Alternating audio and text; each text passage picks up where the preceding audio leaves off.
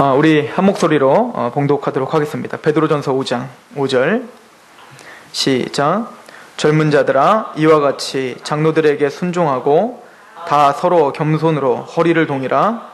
하나님은 교만한 자를 대적하시되 겸손한 자들에게는 은혜를 주시느니라. 그러므로 하나님의 능하신 손 아래서 겸손하라. 때가 되면 너희를 높이시리라. 아멘.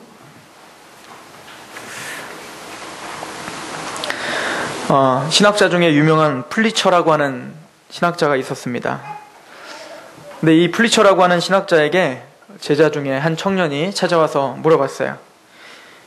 나는 앞으로 유명하고 유력한 그런 사역자가 되고 싶습니다. 그러기 위해서 나는 무엇을 하면 내가 유명해질 수 있습니까? 내가 능력으로 하나님 앞에 크게 쓰임받을 수 있습니까? 라고 물어봤어요. 그럴 때 이 플리처는 이렇게 대답을 했습니다. 만일 당신이 영국에서 가장 보잘것없는 사람이라고 자기 스스로를 여긴다면 하나님은 반드시 그대를 들어서 큰 일을 하시게 될 것입니다. 당신이 내 스스로 나는 참 보잘것이 없는 사람이구나. 나는 아무것도 자랑할 것이 없는 사람이구나 라고 하나님 앞에 겸손하게 있는 사람이, 그런 사람을 하나님은 들어서 쓰실 수밖에 없다는 거죠. 그래서 고린도전서 1장에 보면 너희의 부르심을 보면 능한 자가 많지 않고 지혜로운 자가 많지 않고 또 부한 자가 많지 않다라고 하는 것은, 즉 그 마음 안에 나는 내 스스로 아무것도 할 수 없습니다 라고 겸손하게 하나님 앞에 울부짖을 수 있는 사람, 하나님은 그런 사람들을 이 시대에 하나님의 도구로 사용하실 수 있다는 겁니다. 일제시대 때에 교회를 다니는 사람이나 교회를 다니지 않는 사람이나 유명하게 알고 있었던 분이 있는데, 그분은 바로 조만식 선생님이십니다. 그분은 우리는 조만식 장로님으로 우리는 알고 있죠. 그 조만식 장로님의 아주 유명한 일화가 하나 있어요. 그분이 오산학교의 교장이셨지 않습니까? 오산학교의 교장으로서 후학들을 가르치고 있을 때 그 제자 중에 한 명이 누구냐면 주기철 목사님입니다. 주기철 목사님이 이 조만식 장로님의 제자였어요. 그런데 이 주기철 목사님이 오산학교를 졸업하고 바로 평양신학교를 가서 이제는 사역을 시작했죠. 그리고는 그 교회에 자기 제자가 담임을 하고 있는 그 교회에 조만식 장로님이 그 교회에 이제 출석을 하고 이제 평생 그곳에서 같이 봉사를 하셨습니다. 그러니까 제자의 교회에서 담임으로 이렇게 모시고 있는 거죠, 주기철 목사님을. 그때는 또 주기철 목사님이 아직 목사 안수를 받지 않고 전도사의 시절일 때인데 젊었죠. 하루는 예배 중에 설교를 막 하고 있는데 조만식 장로님이 늦게 들어오신 거예요. 예배 시간에 늦게 들어오신 겁니다. 허겁지겁 늦게 들어와서 막 앉으려고 하는데 설교를 하다가 중간에 주기철 목사님이, 장로님, 아니 그렇게 늦게 들어오시고 지금 어디를 앉으시려고 그럽니까? 뒤에서 서서 예배 드리십시오. 자기 스승인데. 그리고는 조만식 장로님의 덴데미가 거기 있었겠죠. 그냥 아무 소리 없이 뒤에서 끝까지 서서 예배를 드리게 된 겁니다. 그리고는 예배가 마칠 무렵에 주기철 목사님이 뒤에 서 계시는 조만식 장로님 기도해 주십시오. 그리고 기도를 하는데 이렇게 기도를 했다고 합니다. 죄송합니다 하나님, 나의 죄를 용서하여 주시옵소서. 주의 날 주를 만나는 것보다도 사람을 만나는 것을 더 중요하게 여기고 이 주의 날을 경홀히 여겼던 저를 용서하여 주시옵소서. 그렇게 하나님 앞에 철저히 회개하는 기도를 해서 모두가 다 오른바다가 되는 그런 일화가, 굉장히 유명한 일화가 있습니다.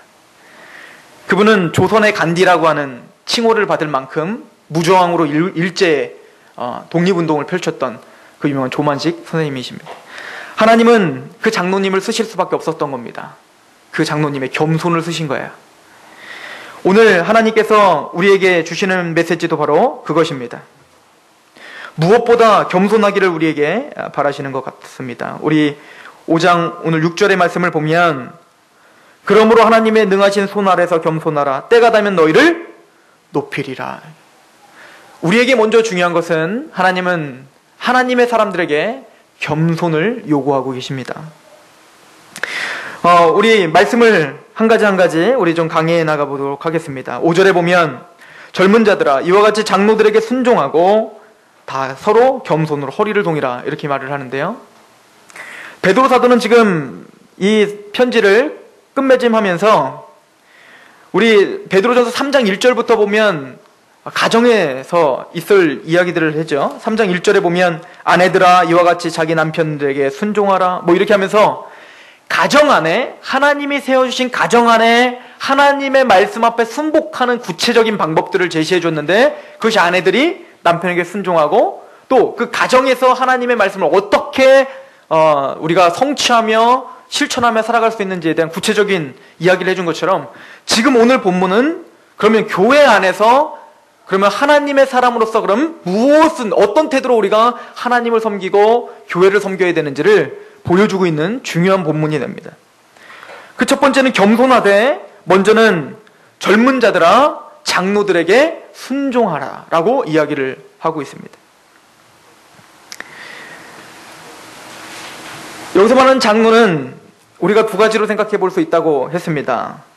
첫 번째는 교회를 지도하고 다스리는 목자들을 이야기합니다. 즉 하나님께서 질서로 세워주신 그 하나님의 말씀을 대언하고 또 이 교회를 치리할 수 있는 그 장로들에 대해서 우리 모든 성도들은 다 순복해야 될 줄로 믿습니다. 이것은 하나님의 명령입니다. 우리 히브리서 13장을 한번 보겠습니다. 히브리서 13장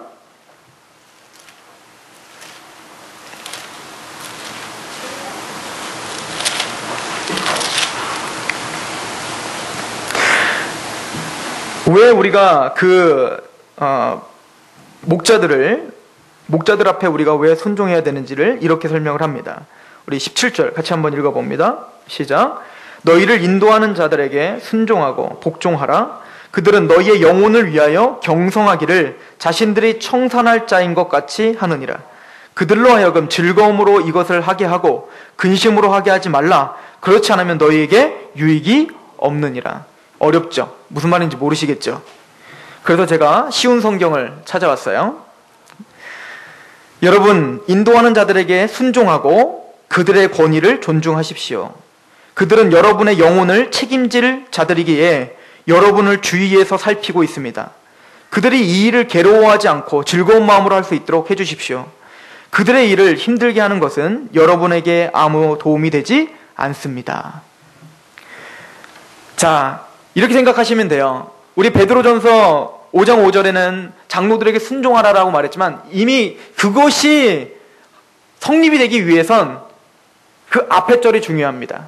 우리 저번 주에는 누구에게 명령했습니까? 장로들아 이렇게 말을 했죠.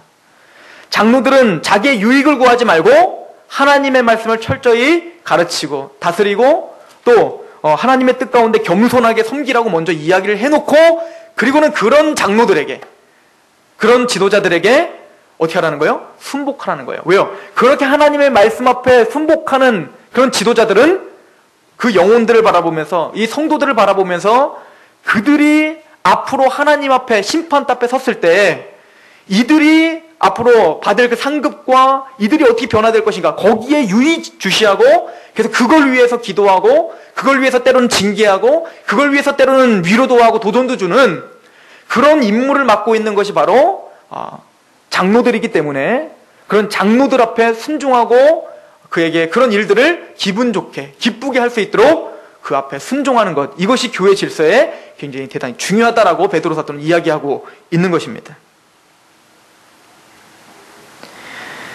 또한 여기서 말하는 장로는 말 그대로 어른들을 가리킵니다. 어른 장로를 말해요.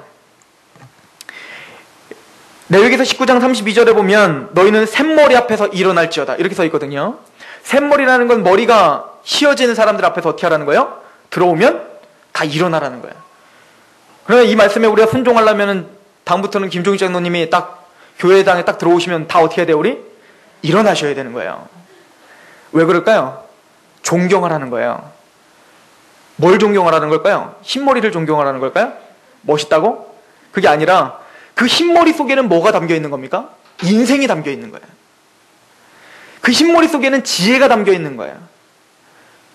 그만큼 삶의 연단을 통해서 하나님의 말씀과 그 말씀을 지켜 살려고 하다가 고난도 있었고 때로는 연단도 있었고 때로는 그 말씀을 순종했더니 정말 하나님의 큰 복도 누려받고 이런 여러 가지를 우리는 지식적으로만 아는 것을 평생을 살아오면서 어떻게 한 겁니까? 삶을 통해서 터득한 지혜가 있는 사람들이 있단 말입니다.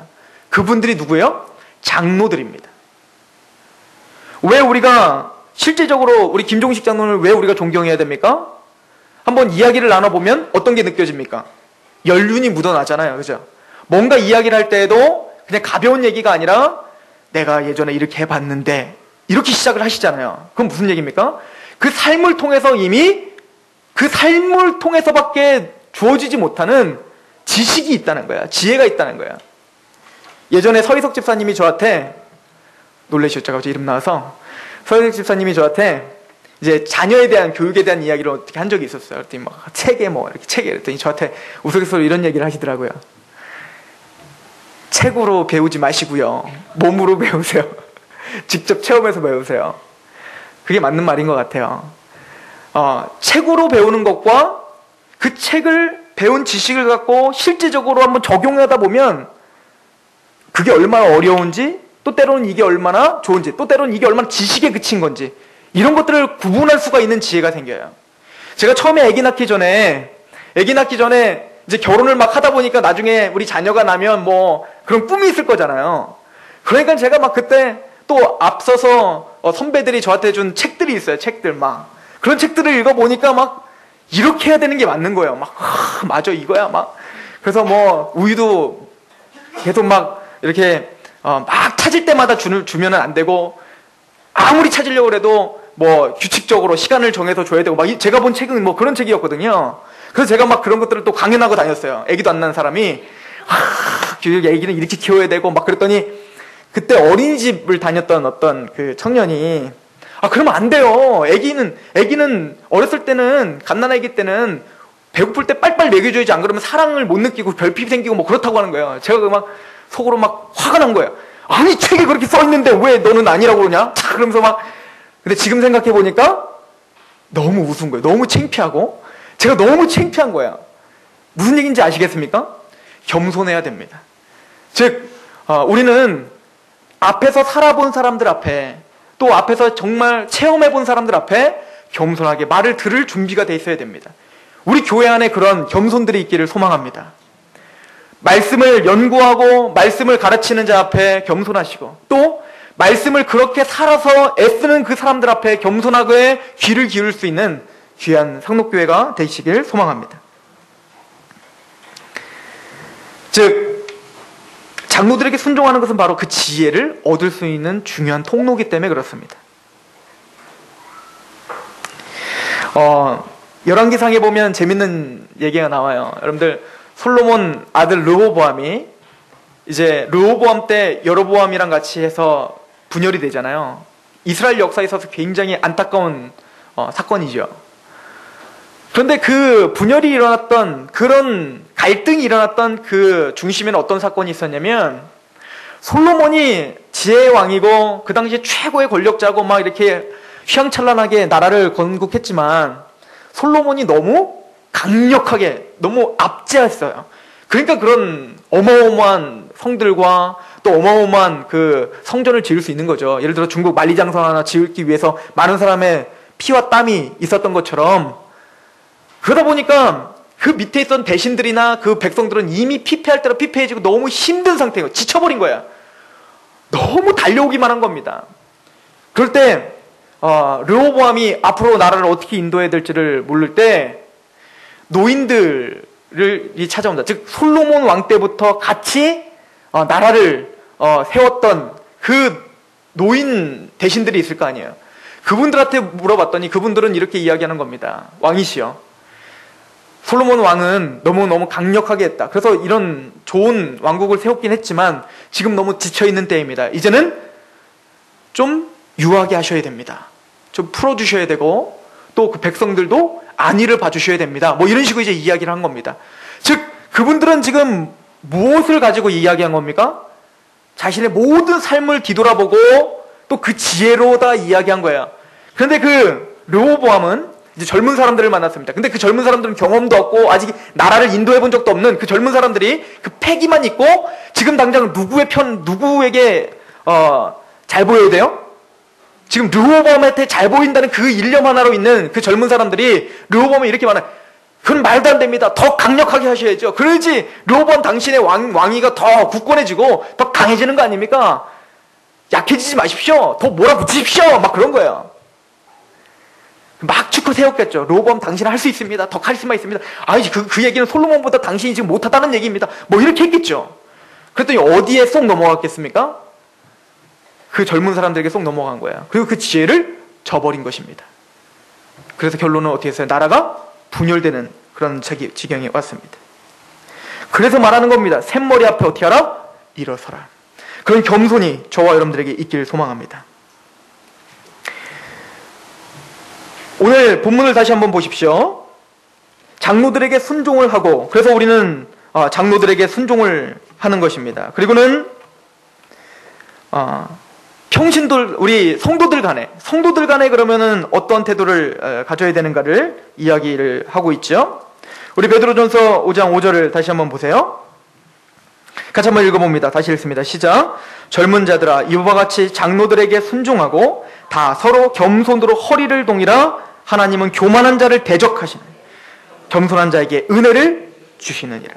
우리 성도들끼리 그럼 우리는 뭐 해야 됩니까? 하나님의 장로들에게 순종하라는 얘기는 하나님의 말씀에 순종하라는 얘기예요. 그 하나님의 말씀에 순종하고 그 말씀으로 그 지혜를 배워서 성도들 간에 어떻게 하라는 거예요? 겸손하라. 근데 겸손하라는데 이렇게 표현하고 있죠. 겸손을 허리에 어떻게 하라? 동이라. 이렇게 이야기를 합니다.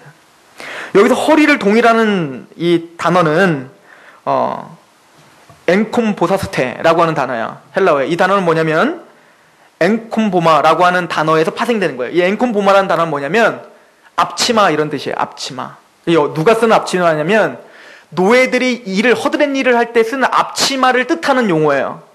그러니까 이게 무슨 얘기예요? 겸손으로 허리를 동이라는 얘기는 겸손이라는 건 구체적으로 뭐라고 하는 얘기냐면 앞치마를 두르는 것과 같다라고 하는 겁니다. 무슨 얘기냐면 겸손은 남의 일을 내가 노예가 된 것처럼 내 형제를 어떻게 하는 거예요? 섬기는 걸 말하는 거야. 서로 내가 노예인 것처럼 그들 앞에 더 낮아지고 그들 앞에 섬기는 걸 말합니다.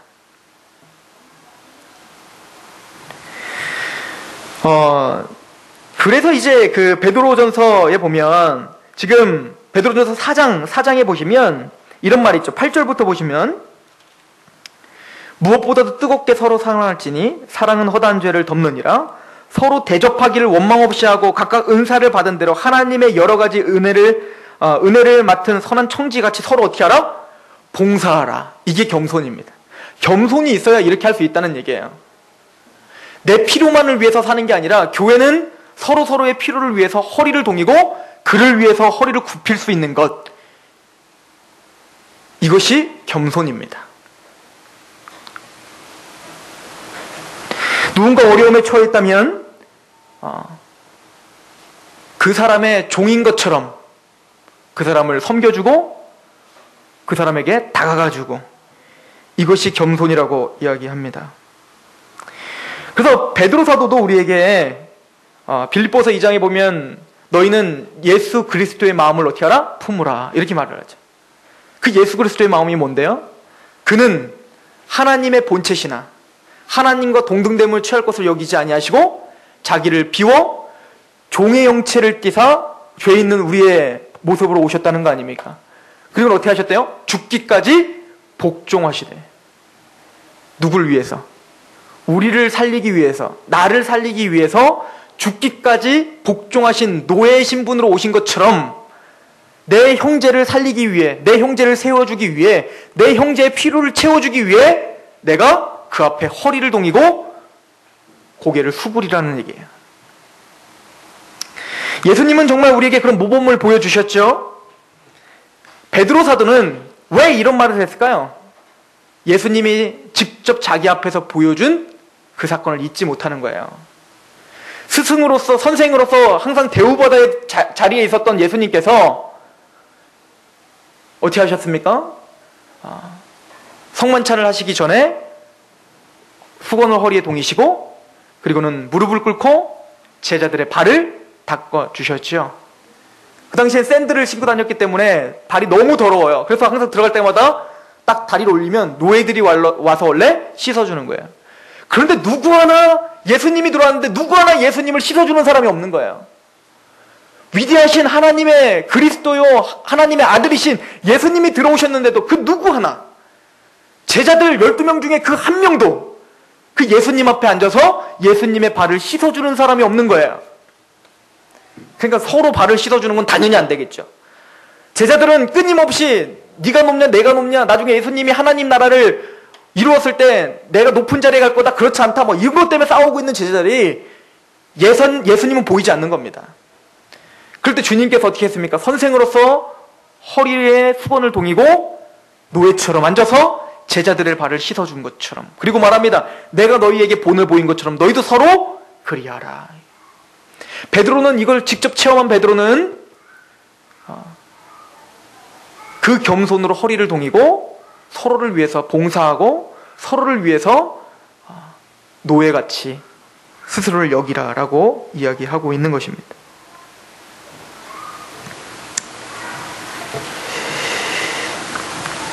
그리고는 그렇게 겸손한 자에게 하나님이 주시는 복은 무엇입니까? 여기 보니까 5절 말씀 다시 보시면 하나님은 교만한 자를 대적하시되 겸손한 자들에게는 뭘 주십니까? 은혜를 주신다. 하나님은 교만한 자를 대적하실 수밖에 없습니다. 교만이 있으면, 마음에 교만이 있으면 하나님의 말씀을 듣지 못하고 순복할 수 없습니다. 그래서 로마서 1장 30절에도 구원받지 못한 죄인들의 특징에 대한 나열을 하면서 그들은 비방하는 자요, 하나님께서 미워하시는 자요, 능욕하는 자요, 그리고 교만한 자요, 자랑하는 자요. 이게 예수 그리스도를 믿지 못하는 특징이에요. 하나님 앞에 교만한 거야. 그래서 오바댜에서 하나님의 약속을 믿지 못하는 사람들에 대해서 뭐라고 말하냐면 너희의 교만이 스스로 너희를 속이고 있다라고 말을 하고 있습니다. 우리 오바댜서 1장 3절을 한번 보십시오. 오바댜 1장 3절. 구약 성경에 있습니다. 구약 성경 한 1285페이지 정도에 있습니다.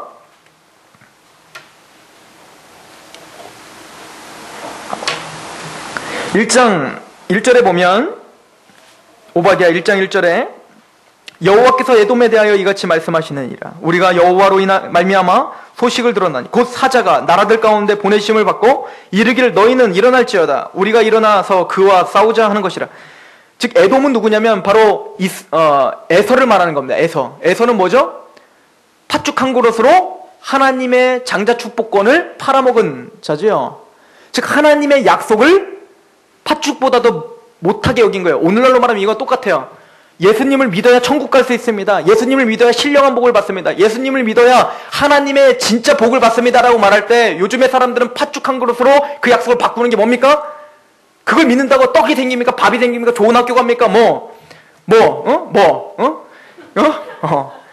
그거 예수님 믿으면 내가 잘생겨지냐? 예수님 믿으면 지금 이해 가시죠? 그게 뭐예요? 에서가 말하는 것처럼 지금 팥죽 한 그릇에 하나님의 약속을 버리고. 왜요? 하나님의 약속이 있다고 해서 지금 당장 내 삶이 달라지는 것 같지가 않거든요. 재밌지가 않는 거예요. 행복하지가 않은 거예요. 그래서 뭡니까? 지금 당장 배고프니까 나의 배를 채워줄 수 있는 팥죽 한 그릇이 더 귀해 보이는 것처럼 많은 사람들은 하나님의 약속과 천국과 그 지옥과 영원한 생명에 대한 이야기를 할 때 지금 당장 돈이 더 커 보이는 겁니다. 지금 당장 재미가 더 커 보이는 겁니다. 지금 당장 여유로운 어떤 생활이 더 커 보이는 거예요. 근데 이것을 성경은 뭐라고 진단을 하냐면 1장 3절은 이렇게 말합니다. 같이 한번 읽어볼까요? 시작. 너의 마음의 교만이 너를 속이고 있구나 라고 말해요. 교만이 있는 거야.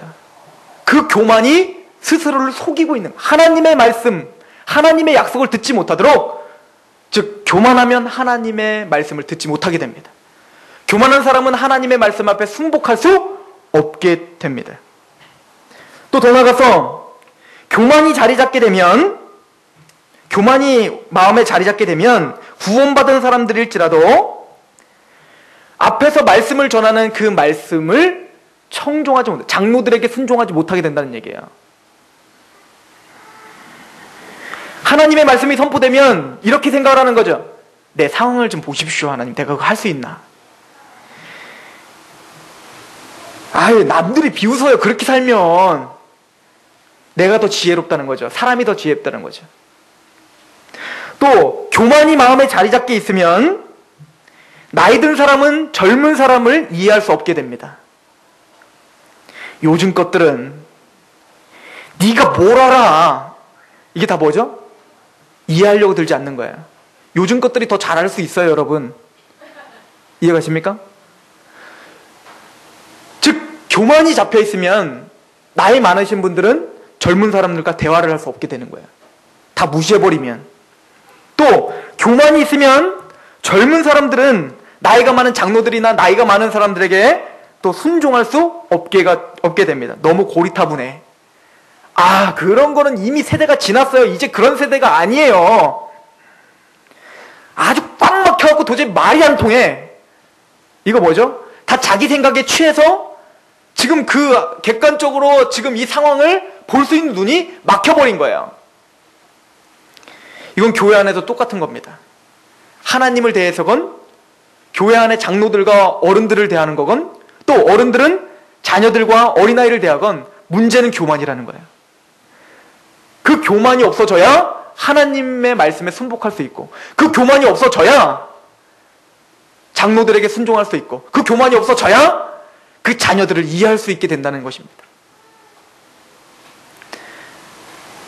겸손으로 허리를 동이시길 소망합니다. 그리고 오늘 중요한 말씀을 합니다. 우리 베드로전서 5장 6절을 한번 보십시오.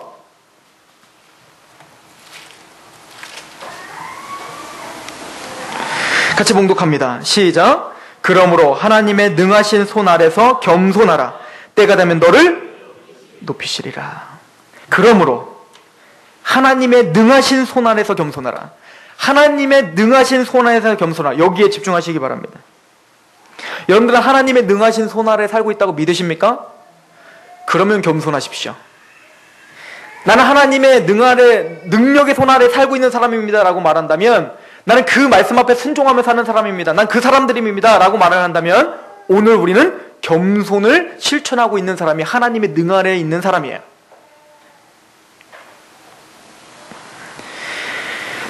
능하신 손이라는 것은 구약 성경의 대부분 하나님의 어떤 능력적인 역사를 가리킬 때 사용되는 말입니다. 그래서 출애굽기 13장이나 여러 군자에 보면 하나님이 능력의 손으로 너희를 홍해를 갈르시고 너희를 끄집어내셨다. 즉 구원을 이야기할 때 능 아래에 있는 손을 말합니다.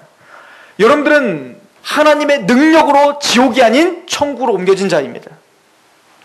또한 이 능 아래에 능하신 손은 어떤 어려움 가운데 우리가 때로는 처했을 때가 있잖아요. 고난이 닥칠 수가 있잖아요. 그것도 하나님의 능하신 손 아래에 있다는 어떤 섭리 중에 하나인 거예요. 우리 이 말씀은 찾아볼까요? 시편 32편을 보시면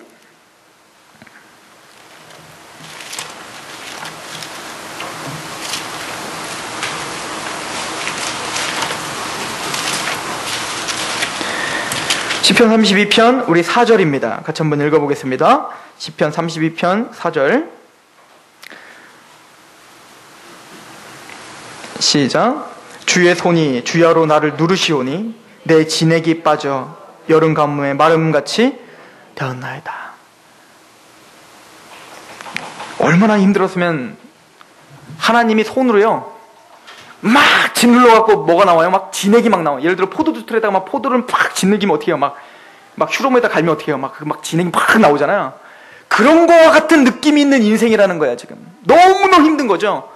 이런 고통 가운데 우리가 때로 있을 수 있다는 거예요. 하나님의 능 아래 손에 있을 때 이것이 하나님의 섭리 가운데 하나님이 우리를 그렇게 힘든 삶으로 보내실 수도 있다는 얘기예요.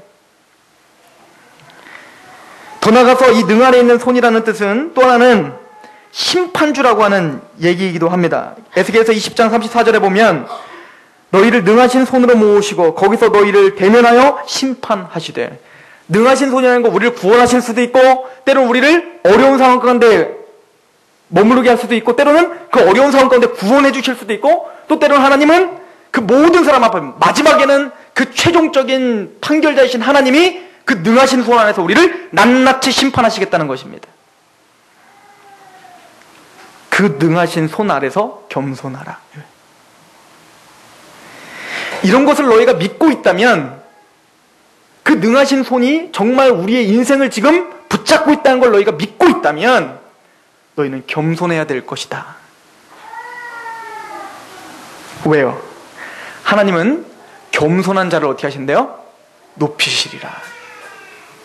여러분들 겸손하기가 쉽습니까? 어렵습니까? 제가 보기에는 엄청 어려운 것 같아요. 진짜 엄청 어려운 것 같아요.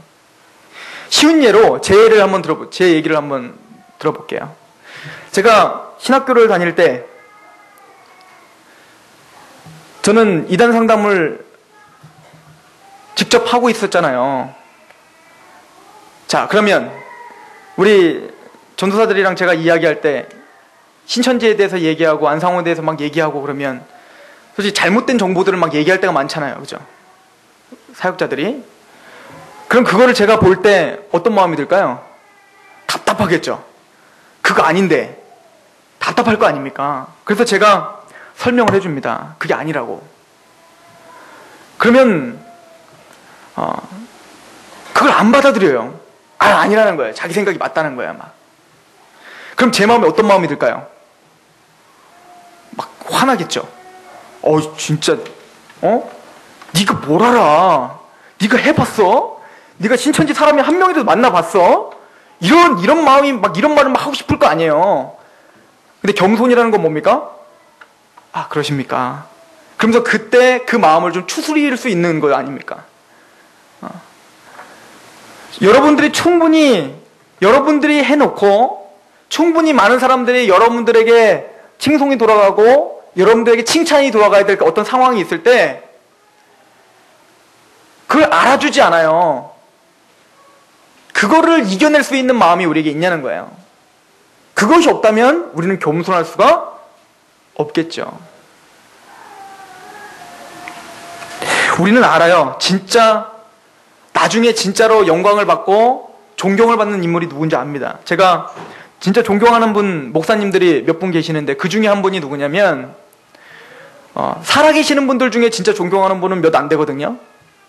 근데 그분은 누구냐면 지금 고향교회, 제가 20년 동안 살았던 그 고향교회에 있는 목사님이에요. 부목사님으로 계시다가 이번에 이제 담임이 되셔서 목회를 너무너무 잘하십니다. 그분이 오시자마자 한 300명에서 갑자기 500명, 600명으로 확 늘어났거든요. 근데 그분이 왜 이렇게 존경을 받냐면, 제가 왜 존경할 수밖에 없냐면, 그분은 철저히 자기를 감추려고 하시는 분이에요. 그래서 제가 처음에 이제 군대에서 제대하고 그분한테 나와서 이제 군대를 딱 제대하고 나니까 이제 그 교회의 인원이 몇 명이 이런 게 궁금할 거 아니에요. 그래서 제가 그분이 이제 부목사로 있을 텐데 제가 물어봤어요. 청년이 몇 명이나 됩니까? 이렇게 물어봤어요. 그랬더니 그 목사님이 이렇게 얘기를 하더라고요. 몇 명인 게 난 중요하지 않아. 그런 거는 중요한 게 아니야. 그래서 제가 화가 나더라고요. 누가 몰라요? 내가 이상한 사람인 것 같잖아요. 나는 무슨 막 몇 명, 와, 이러는 사람으로 내가 지금 완전히 그렇게 보이는 것 같잖아요. 난 그런 뜻 아닌데 그냥 몇 명이냐고, 난 그게 궁금한 건데. 그래서 저는 그 목사님을 좀 오해했어요. 그래, 몇 명 그게 뭐가 중요해. 그래, 겸손해서 좋으시겠습니다. 마음으로는 그랬죠. 근데 제가 그분을 존경할 수밖에 없는 거예요. 근데 그분은 그때 그냥 그냥 나는 숫자를 연연하는 사람이 아니야를 보여주기 위해서 그런 말을 한 게 아니라 그분의 원래 사상 체계 자체가 삶으로 원래 그런 분이었던 거예요. 그래서 그분이 저희 아버지가 이제 혼자 저희 진천 집에서 저희 어머니 돈 벌러 밖에 나가시고 저희 아버지 혼자서 자전거 가게를 하시면서 집에서 저희 할머니가 한 몇 개월을 이제 몸이 아프셔갖고 몸져 누우셔서 아무것도 못 하시니까 이제 대변 소변을 다 받아주시면서 저희 아버지가 왔다 갔다 하면서 혼자 일하시면서 그 뒷수습을 다 하시고 이제 하나님 나라까지 보내드렸는데 얼마나 힘드시겠습니까? 근데 어느 하루는 아버지가 딱 집으로, 저희 집은 지금도 문을 안 잠그고 살아요. 창문이 뭐고 다 열어놓고 살아요. 도둑이 한 2번 들었는데도 가져갈 게 없어갖고 제 저금 통장에 있는 몇백 원 갖고 간 집이기 때문에 이제 다 열어놓고 사는데, 하루는 저희 아버지가 딱 왔는데 후다닥 누가 확 도망가는 거야. 뒤를 봤더니 목사님이었던 겁니다. 그러니까 아무도 모르게 하루에 한 번씩 오셔서 한 번씩 그 소변과 대변을 받아주시고, 그리고 아무도 모르게 그냥 가신 거예요. 걸린 거죠, 저희 아버지한테. 그러니까 알게 모르게 그런 헌신과 그런 어떤 삶을 성도들은 느끼는 겁니다. 그러니까 지금은 너무너무 존경해요. 그분이 그냥 메시지 한마디를 하더라도 그냥 그건 능력이 돼요. 바로 하나님은 그런 능력을 원하시는 것 같아요. 저나 우리 성도 여러분들이 우리 이 교회에서 한 성도들을 정말 힘있게 우리가 같이 하나님 나라까지 가기에 우리가 같이 동기부여하고 도전을 주고 위로해야 될 우리 성도들끼리 정말 남몰래 하는 그런 겸손한 헌신이, 남몰래 허리를 동여서 정말 서로 섬기려고 하는 그 헌신이 우리 상록교회의 자랑이 되길 소망합니다. 기도하겠습니다.